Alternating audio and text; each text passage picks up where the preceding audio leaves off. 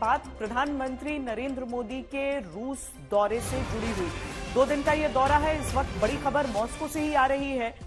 Moscow में प्रधानमंत्री मोदी और पुतिन की मुलाकात हुई है। निजी आवास में पुतिन ने प्रधानमंत्री के लिए डिनर का आयोजन किया था। प्रधानमंत्री के सम्मान में यह प्राइवेट डिनर रखा गया था। भारत और रूस शिखर सम्मेलन में कल प्रधानमंत्री हिस्सा लेंगे। ये उसी डिनर की तस्वीरें हम आपको दिखा रहे हैं, जहां पर गर्मजोशी के साथ व्लादिमीर पुतिन ने प्रधानमंत्री मोदी का स्वागत किया, गले लगाकर स्वागत किया। गर्मजोशी के साथ बेहद दोनों ने हाथ मिलाया और उसके बाद पुतिन स्वयं उनको अपने निजी आवास में भीतर लेकर गए हैं। और दूसरी तरफ आपको हम उस डिनर की तस्वीरें भी दिखा रहे हैं, जहां पर दोनों नेता एक दूसरे के समक्ष बैठे हुए बातचीत करते हुए नजर आ रहे हैं। तो शिखर वार्ता कल होगी, लेकिन उससे पहले ये निजी भेंट, जिसकी ये गर्मजोशी वाली तस्वीरें आप इस समय देख रहे हैं।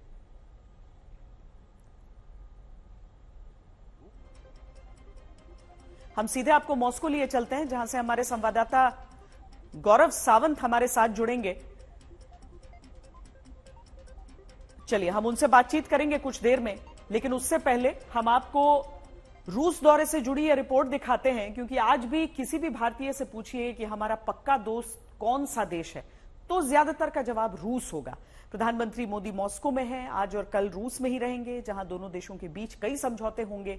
सारी दुनिया की नजरें इस मुलाकात पर लगी। फिर प्रधानमंत्री मोदी की रूस यात्रा में ऐसा क्या खास है जिस पर सारी दुनिया की नजरें? तीसरी बार प्रधानमंत्री बनने के बाद नरेंद्र मोदी ने द्विपक्षीय दौरे के लिए रूस को ही क्यों चुना, जबकि साल 2014 में उन्होंने अपना पहला विदेशी दौरा भूटान का किया था। वहीं साल 2019 में उनका पहला विदेशी दौरा एक और पड़ोसी देश मालदीव का था।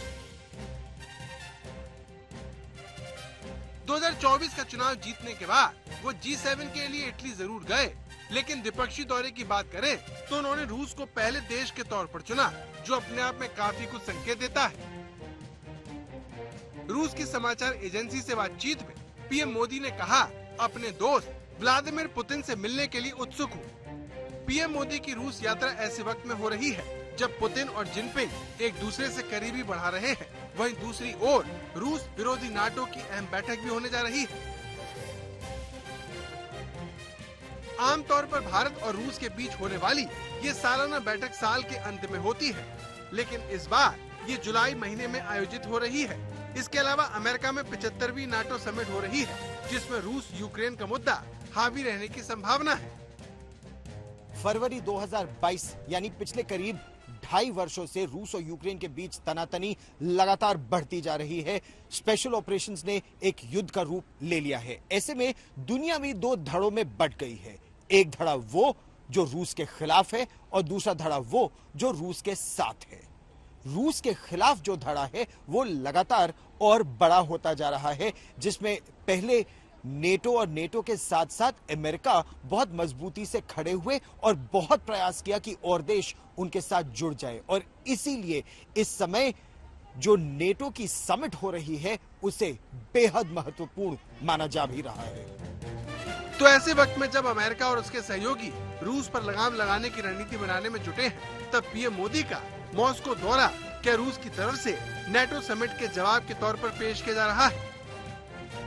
अब ये तस्वीर देखिए जो पिछले साल दिसंबर की है। विदेश मंत्री एस जयशंकर से खास मुलाकात में पुतिन ने मॉस्को में पीएम मोदी का इंतजार करने की बात कही थी।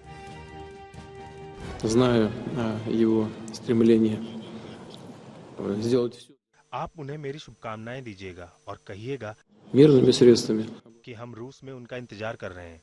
वैसे मैं समझता हूं कि अगले साल भारत की घरेलू राजनीति में काफी व्यस्तता रहेगी। भारत में आम चुनाव होने वाले हैं। हम भारत में अपने दोस्तों को सफलता की शुभकामनाएं देते हैं।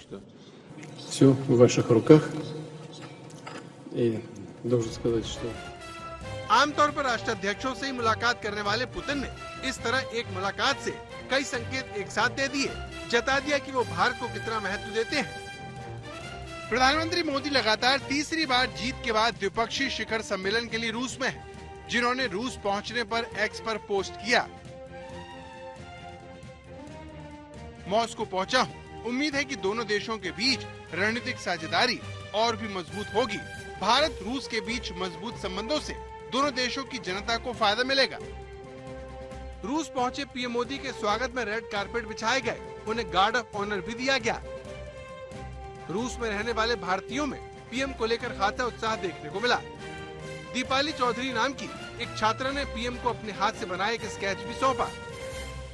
In KVS Moscow, I am making this sketch for our Honorable Prime Minister Mr. Narendra Modi ji. I wish him a warm welcome to Moscow.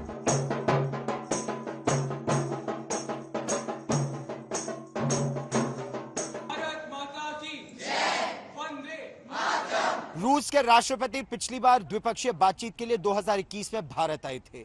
उस समय S-400 मिसाइल डिफेंस शील्ड पर करार भी हुआ था, लेकिन 2021 के बाद यह दुनिया काफी बदल गई है और कोशिश लगातार विश्व के कई देशों की यह रही कि वो रूस को अलग थलग कर दे। S-400 का इस्तेमाल रूस भी यूक्रेन के खिलाफ ऑपरेशंस में लगातार कर रहा है, ऐसी परिस्थिति में जब पश्चिमी देश पेट्रियट मिसाइल जैसी उम्दा मिसाइलें यूक्रेन को दे भी रहे हैं।